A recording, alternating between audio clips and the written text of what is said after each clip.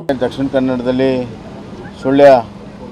ಸುಳ್ಯದಲ್ಲಿ ನಾವು ಕಡಲ ಕೊರತೆ ನಮ್ಮ ಭೂಕುಸಿತವನ್ನೆಲ್ಲ ನೋಡಿ ಮತ್ತು ಭೂಕಂಪನ ಆಗಿರುವಂಥ ಮನೆಗಳಿಗೆ ಹೋಗಿ ಬಂದಿದ್ದೇವೆ.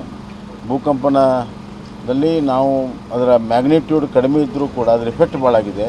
ಭಾಳಷ್ಟು ಜನಕ್ಕೆ ಭಯಭೀತರಾಗಿದ್ದಾರೆ. 8-9 ಸತಿ ಒಂದು ದಿವಸಕ್ಕೆ ಆಗಿರೋದನ್ನು ಅವನ್ನೆಲ್ಲ ನೋಡಿದ್ದೀನಿ. ಅದಾದಮೇಲೆ ನಾವು ಸಂಗಮಕ್ಕೆ ಅಂದರೆ ನೇತ್ರಾವತಿ ಮತ್ತು ಉಪ್ಪಿನಂಗಡಿಯಲ್ಲಿ ಕುಮಾರಧಾರೆ ಸಂಗಮದಲ್ಲಿ ತೋಟಗಳ ಹಾನಿಯಾಗಿದೆ ಭಾಳಷ್ಟು. ಆ ತೋಟಗಳ ಹಾನಿಗಳನ್ನೆಲ್ಲ ಕೂಡ ನೋಡಿಕೊಂಡು ಮತ್ತು ಬಂಟ್ವಾಳದಲ್ಲಿ ಭಾಳಷ್ಟು ರಸ್ತೆಗಳು ಮತ್ತು ಅಲ್ಲಿ ಲ್ಯಾಂಡ್ಸ್ಲೈಡೆಲ್ಲ ಆಗಿರುವಂಥದ್ದು ನೋಡಿ ಅಲ್ಲೆಲ್ಲ ದಾರಿ ಉದ್ದಕ್ಕೂ ಚಕ್ರಗಳ ವಿತರಣೆಯನ್ನು ಮಾಡ್ಕೊಂಡು ಬಂದಿದೆ. ಇಲ್ಲಿ ಉಳ್ಳಾಳದಲ್ಲಿ ಭಾಳಷ್ಟು ದೊಡ್ಡ ಪ್ರಮಾಣದಲ್ಲಿ ಕಡಲ ಕೊರತೆ ಆಗಿದೆ ಅನ್ನೋಂಥ ಒಂದು ವಿಚಾರವನ್ನು ಕೇಳಿ ಇಲ್ಲಿ ಬಂದಿದ್ದೇನೆ.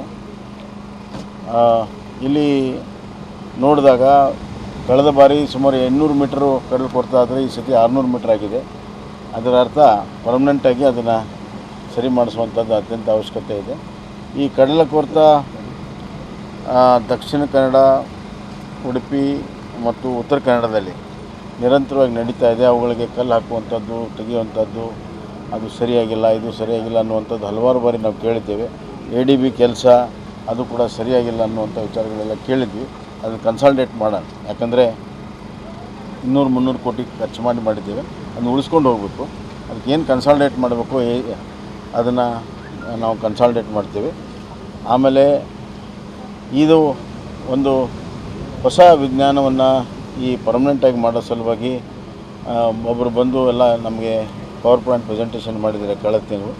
ಅವ್ರಿಗೆ ಇಲ್ಲೇ ಅದನ್ನು ಮಾಡೋದಕ್ಕೆ ಅನುಮತಿಯನ್ನು ನಾನು ಕೊಟ್ಟಿದ್ದೇನೆ. ಕಡಲ್ಕೊರೆತ ಸಂತ್ರಸ್ತರ ಅಹವಾಲು ಆಲಿಸಿದ ಸಿಎಂ ಶಾಶ್ವತ ಪರಿಹಾರದ ಭರವಸೆ ನೀಡಿದರು.